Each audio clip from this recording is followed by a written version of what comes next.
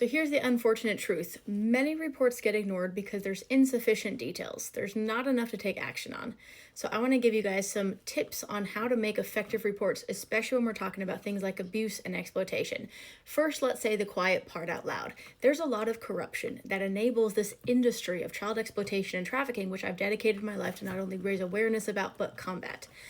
So while we're acknowledging that a lot of times the people who are supposed to be protecting and serving are not doing that part very well, we also need to be able to do our part. My name is Kim. I survived 20 years of cult abuse, including child trafficking. Now I educate the public, and I also educate law enforcement on how to identify the real victims and how to actually be helpful. For the avoidance of doubt, I am not law enforcement, and I don't make money doing this. I'm doing this because I can't not step in to help solve problems. So here's how to do that. Number one, be specific. If you can hear it, can you record it? If you can see it, can you take a picture or a video? Can you at least describe it in detail? So this wonderful person is like, hey, some man on TikTok looks like he's kidnapping some woman on TikTok. And he said, you seem like the appropriate authority to report that to. Well, I'm not the authorities, and even if I was, that's incredibly unhelpful. So dear sir, let me recommend a few things in this particular example, right? If there's a video you're concerned about, would you like to share it? Maybe tag me in it. Now, again, I'm not law enforcement, so I'm not the one to report this situation to.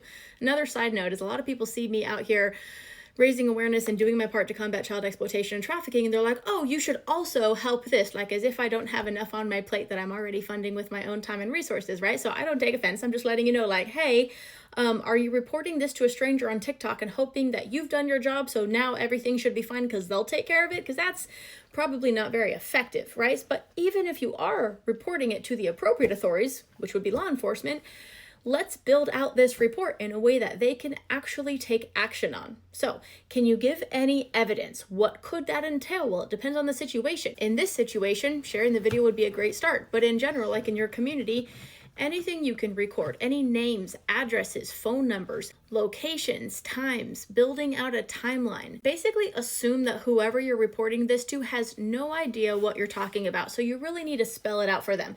I know, I wish we didn't have to do all these things, but if we want to actually be effective, we have to understand these problems and have the will to solve them. And that means doing some work on our end too.